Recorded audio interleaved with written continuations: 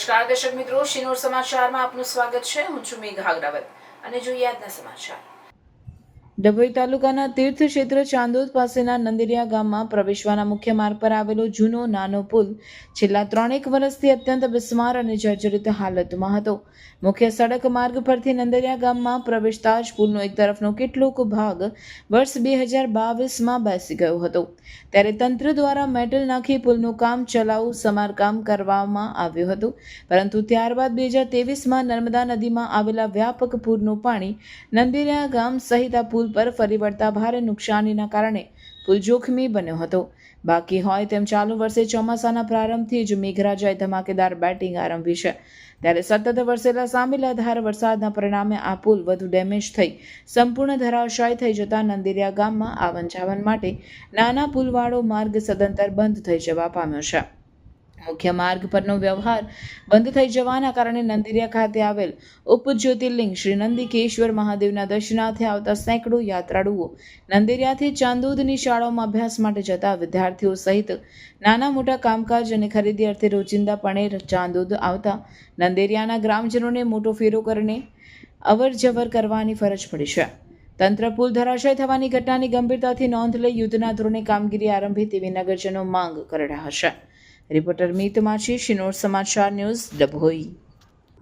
ઘણો વર્ષો પહેલાં જૂનો હતો અને એમાં વચમાં મેં 1 વર્ષ પહેલાં બી રજૂઆત કરી હતી ડભોઈ PWD ઓફિસમાં, એટલે એ લોકોએ થોડુંક કામ બી કર્યું હતું, અંદર જાય એવો રસ્તો બનાવ્યો હતો, અને આ વરસાદ ખૂબ પડવાથી આ બ્રિજ આખો વિનાશક જમીનમાં જતો રહ્યો છે।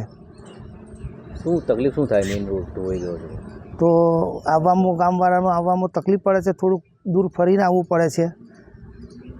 તો પંચાયત તરફથી શું રજૂઆત કરશો? પંચાયત તરફથી રજૂઆત એવી કરીશું તો અમને કોઈક યોજનામાં કે કંઈક યોજનામાં આ પુલનું કંઈક બનાવી આપે એવું કરીશું કંઈક, જેથી કરીને લોકોને સુવિધા થશે, જેથી કરીને નજીકનો ટૂંક સમયમાં રસ્તો ટોચો થાય એ રીતના કરીશું।